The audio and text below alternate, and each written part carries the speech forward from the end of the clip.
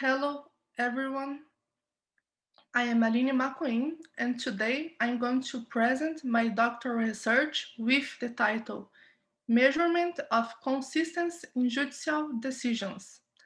The advisor of my doctoral thesis is Professor Cesar Cerbena. With the increasing use of electronic processes in the availability of decisions in an electronic format, both in Brazil and other countries, data visualization techniques can be applied to judicial database for the purpose of extracting knowledge and identifying relevant properties that are not visible without the use of appropriate data mining techniques. In this image, I illustrate an example of a Brazilian Superior Court decision and some data that can be easily extracted using regular expressions. Some data that can be extracted are name of the judge, parties, lawyers, cited legislation, and date of the court decision. All public judicial decisions in Brazil, despite not being made available in the structured format, it's possible to extract this information without more complex natural language processing techniques. Decisions in Brazil are not anonymized either. On the image to the right, we can see some applications of what's possible to do with this data, which I have already dealt with the previous works. The first is a graph of citations between judicial precedents in order to identify relevant and similar precedents.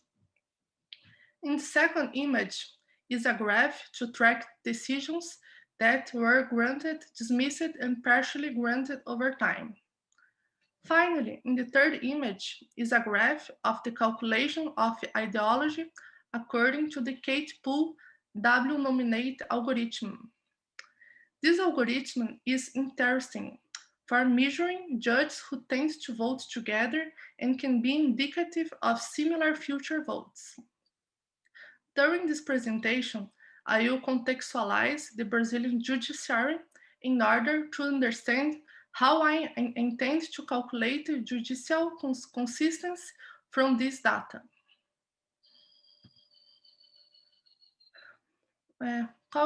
What's in my problem of the paper? The choice of this theme is associated with a problem that Brazil currently faces, and that may be a reality of several countries, which is the hyper-judicialization of social relations. For many years, there has been an increase in the number of legal demands, also made possible by the development of technologies that help lawyers deal with more lawsuits simultaneously. Controlling how the judiciary will deal with this problem, it's called judicial accountability. And the way of measuring consistency can be a way of monitoring how judicial decisions are being taken. The parties and the lawyers appeal to a high court because they are not satisfied with a decision. The violation of understanding of a consolidated high court may justify this nonconformity in an appeal of high court. The greater number of new cases increases the number of lawsuits opened in the form of an appeal, which are increased by the number of the new cases generated every day and the congestion rate. According to the data from the Justice in Numbers project of National Council of Brazilian Justice, Brazil had 77 million cases pending at the end of December 2019.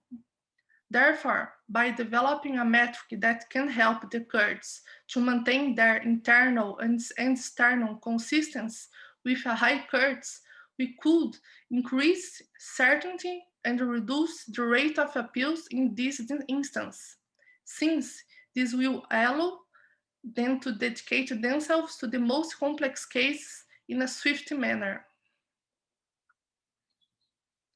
Although the work deals with a calculation of consistency of decisions that can be applied to any context or country, as long as it fulfills some requirements.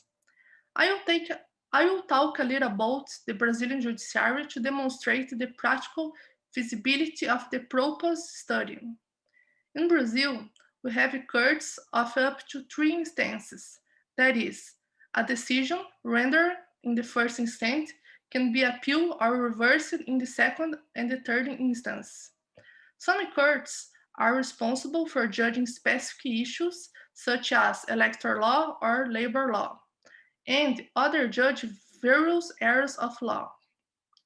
There are still lawsuits that can start in the last instance, according to the topic being discussed. The Brazilian Supreme Court, on the other hand, can function as fourth instance. However, not all cases can be judged in it. There must be some discussion involving things about federal constitution. In the present work, we will study the judicial consistency of decisions that are appealed from the Superior Court to the Brazilian Supreme Court. After contextualizing the functioning of the Brazilian judiciary, in this image I will illustrate some relationships between entities present in the court decision data. In item 4, we can see a court decision rendered by a panel of the judges who belong to a second instance court. This court decision is attached to a court case where the parties who file the case and their respective lawyers are connected. The second instance court decision, in addition to having been judged by more than one judge, it mentions other court decisions to support its own decision. In addition, can mention legislation as well. Lawyer for the party who does not agree with the court decision can appeal to a high court, number 2, and argue some reasons for overturning the decision. Although I have illustrated how it works in Brazil, but I believe it's very similar in other countries. All these relationships can be mapped with a mathematical or statistical calculation performed in order to support the calculation of consistency. In Brazilian legislation, the terms integrity and coherence refers to the term consistency. In a similar sense, Pina Chances and Linacre defines consistency as the extent of which like cases are treated alike. Meanwhile, the term treated alike can be interpreted in two ways. Some understand that the approach to sentencing should be constant across sentencing decisions. Others understand that it is the sentence outcomes amongst like cases that must be alike. Well, to calculate the constants, you need a database to test. I already mapped thousands of court decisions from a Brazilian High Court between 2001 and 2015, and this data can serve as basis for testing the algorithms for identify similar demands and calculate consistency. The data mapped include A. Keywords or subjects that identify the documents. B. Parts and their respective lawyers. C. Cited legal precedents. D. Cited legislation. E. Judges who judge the decision. And F. Decision type or granted or not granted in decision. The measurement of consistency makes it possible to identify when the understanding of a topic has changed in the court, when there are opposing understandings prevailing between courts or within the court itself, which could lead to legal uncertainty or even where there is a consolidated understanding.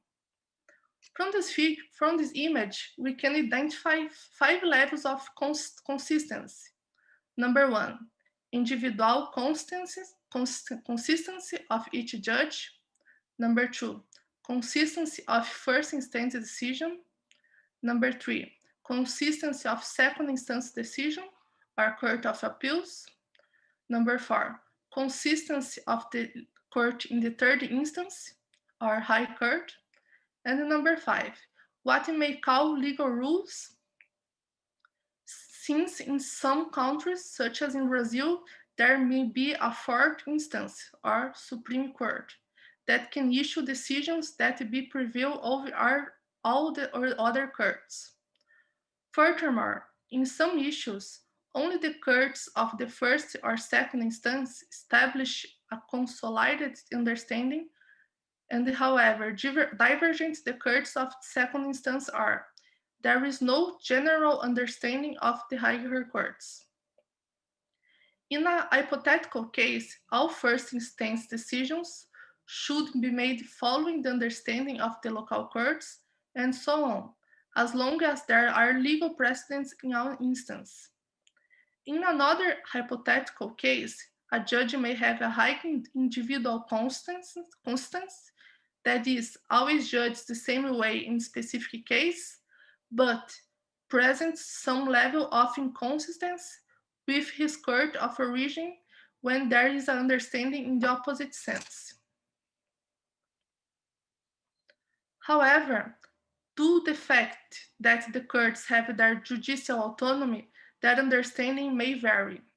This notion adds the validity to the study because even if a judge has a different understanding of a higher court, this understanding could be maintained until a law is enacted, modified, or change its understanding, but the understanding could never change several times in the same time span. It's also possible to highlight a problem that this type of research can cause if applied to the courts without due care, the stagnation of case law. This problem can be caused since decisions would only be made according to the overall understanding, and it would cease to be discussed in the they remained valid over time. However, as I already mentioned, judges and the courts have their judicial autonomy, and if an algorithm identifies an inconsistency, this could help judges to demonstrate through their arguments why such an understanding should be changed.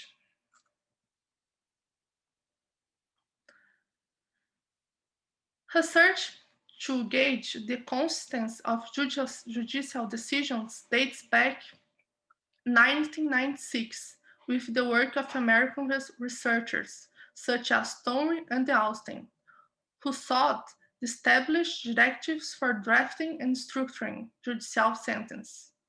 However, authors such as Hoffer criticizes the lack of independent evaluation regarding the impact of these directives on practical cases. Engine, in 2011, also emphasizes the criticisms by noting, noting that we are a little empirical research in this respect. Another fact that influenced the conduct of empirical research on this topic worldwide was the lack of available and detailed data for this analysis. Another issue raised was the lack of consensus on the concept of consistency of court decision and how it should be measured. Pina Sanchez and Linacre also pointed out that, in addition to a lack of consensus, many methods do not go into the detail and have problems in terms of applicability, making it difficult to access consistency through various methods. Among the main errors made by the models was their lack of replicability and the possibility of comparing results. Another mistake made was with regard to generalization, with few cases analyzed and an attempt to infer the constants of entire courts, especially those that are limited to specific crimes. Also included as undesirable behaviors are the judge's isolated consistency measure, with the model tested using fictional data. As for the statistical techniques used, regression models were found to verify the influence of each variable on the final decision. However, as analyzed in the article, the predictability value of the model was not statistically significant. Yet, there were also works restricted to qualitative analysis. As a methodology for this work, a bibliographic review was conducted, which included a. Studying papers that address the analysis of a large amount of judicial data, b. Measuring constants, and c. Identify that Brazilian law and the doctrines define requirements for the standardization of case law and the identification of repetitive lawsuits. After the bibliographic review, a court is defined. For this, you must have documents that are available for online extraction, and they are more likely to have repetitive demands to evaluate the consistency of its decisions. Establishing the body of the origin of the judicial decisions, the extraction, pre-processing, transforming, data mining, and evaluation techniques can be applied. Among the transformation and data mining techniques, we include evaluation the algorithms for calculation of ideology, rate of reform of judicial decisions, and calculation with graphs to evaluate the results obtained and decide whether it would be necessary to apply natural language processing methods or change existing algorithms. Due to the high volume of judicial cases for an automated analysis that could be checked manually by specialists, we had to determine a cutoff for the data. To choose the theme and identify the lawsuits widely published, understanding of divergences of opinions between judges and the courts, which are known as general repercussion of the Brazilian Supreme Court, were used. When an issue is marked as general repercussion of the Brazilian Supreme Court, the related cases are already identified. This methodological choice solved only the main problems reported by Pina Sanchez and Linacre. Regarding the phase of mapping data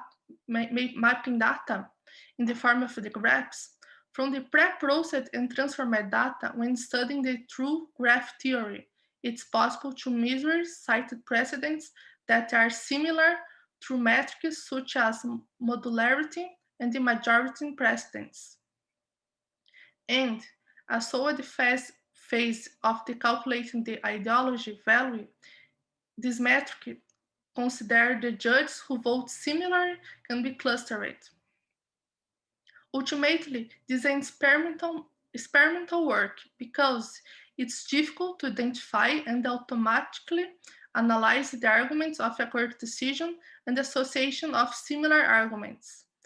It was decided to use these metrics mentioned above and validate their efficiency before adopting more complex methods. This criterion will be re-evaluated in future works. My contribution. The contribution of this work consists in the creation of a model to measure the consistency of court decision.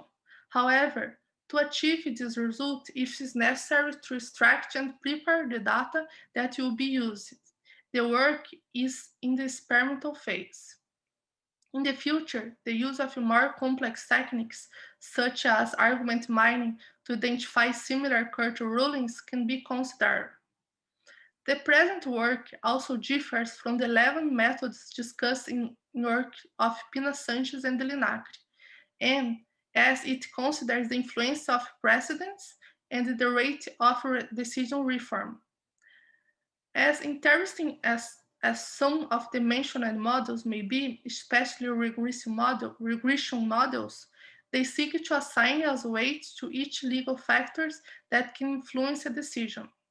However, the purpose of this work is to verify for already selected cases and with the same legal factors whether the same understanding is being applied to any of the evaluate levels of constants. Some data from court decisions have already been mapped in accordance with the methodology and the validity of metrics such as modularity and eigenvector centrality has been tested. The validity of the calculation of the judge's ideology was also tested using the metric developed by Kate Poole. Finally, with this data mapped and prepared for use in the model, we are applying the following formula.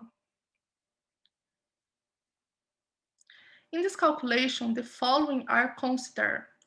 Number 1, number of votes in the majority position in favor or against regarding a certain issue, where M 0 or 1. Meanwhile, P I refers to all the cases judged by judge on the subject in question. Number 2, number of votes that mention the most frequently cited legal precedents. Number 3, meanwhile refers to all the cases ruled by a judge on the subject in question and which used legal precedents. Finally, Mrs. Aline, just 3 more minutes, please. Okay. Finally, the W variable is the weight attribute by the use of similar precedents on the team. Number 4, the constants of the judge with the local court considers the votes of all judges in the court and checks the proportion of similar votes with the judge analyzed. The decision reform rates is also considered. Ultimately, constants calculation for a high courts follow the same model as for the local court. It is a simple but experimental model to assess whether the value found matches what is decided in the legal proceedings, that is, same results in case with same legal factors. Thank you very much.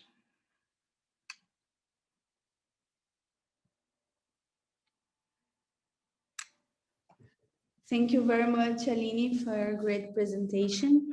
Now we are going to move on for questions. Is okay? Okay. Okay, first question. What do you mean when you mention judge's ideology as a form of measuring consistency? Okay. When I mention ideology, I'm not referring to a qualitative concept, but a quantitative one. Ideology is a metric that represents a value between -1 and +1. According to this metric, I can identify judges who vote similar according to the value they have in this metric. This value may imply more favorable or less favorable to some subjects. Okay, great. Thank you. We have more questions here. In your paper, you mentioned that the automated analysis of data is limited to people with programming and statistical knowledge. Is there any way to make it widely available to lawyers who do not have programming skills? Okay. The Brazilian judiciary, for now, does not provide tools to facilitate this automated analysis by people who do not have some minimal knowledge in data extraction and manipulation. Currently, there are many tools that make this work easier, but they require a basic knowledge of programming. Another option is to hire companies that offer this type of service, and they are called law techs. Okay. Great. We have time for more minutes. Okay. I'll move on. Why did the author map the decisions from 2001 to 2015? Okay. The year 2001 was defined because before this period, decisions are made available in digitized format. That is, the printed court decision was digitized and make the automated analysis more costly. As for the final period, 2015, it's due to the database that I have available in the organized way. Usually, the task of stretching and cleaning the database takes a lot of time. Even with this temporal limitation, I have more than 1 million court decisions available, which I believe it's a good sample. Okay. Okay, we have more questions. Is the model objectives to aid courts only, or could it be used by lawyers as a tool of prediction reliability? Okay. This model can help agencies that oversee the judiciary. As over the usefulness this calculation for lawyers, I see it's interesting to check if there is a great legal certainty in certain matters. This value could influence the decisions that the lawyer will take regarding the process and even in case of judicial conciliation. Okay.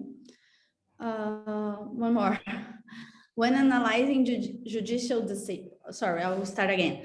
When analyzing judicial decisions that have not reached the highest court, it can be a significant challenge to identify the consolidating understanding and who is being consistent. This is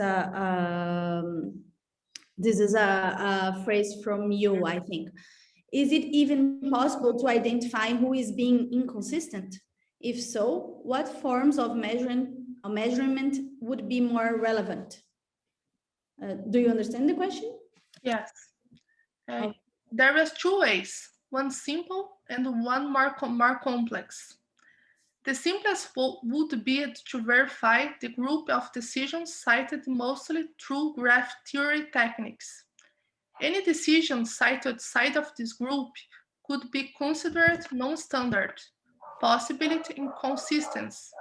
Likewise, it applies to the aforementioned legislation. The most complex way in which can bring better results would be the argument mining and the verification of similar arguments. But I see it's a great challenge to put into practice. Yeah. Okay. Makes sense. Our last question from the audience. Has there been any progress regarding the use of the metrics presented in the paper? i.e., has the research had any further development since the paper was written? I had no advances. So far, I've developed some articles that demonstrate the validity of using some metrics, and the next step, I gather these metrics to calculate consistency. Okay, we just received the last question, and it's the last question because of the time.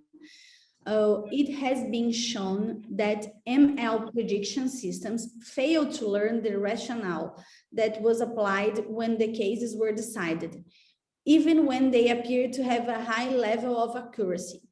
So even if they make the same decision in a large proportion of cases, and I don't see the current success rate of less than 80% as large, they are not applying the law, but an incorrect understanding of the law. How can this ever be legitimate? It's a big problem, and the data mining techniques can reproduce the past. So if the data was wrong, possibly the future suggestions was wrong too. I answered the question. Yeah, I believe so. Okay. Okay, Professor Michael, would you like to make any questions, or should we move to the next presentation? Thank you very much. There were many questions. Excellent presentation. Thank you.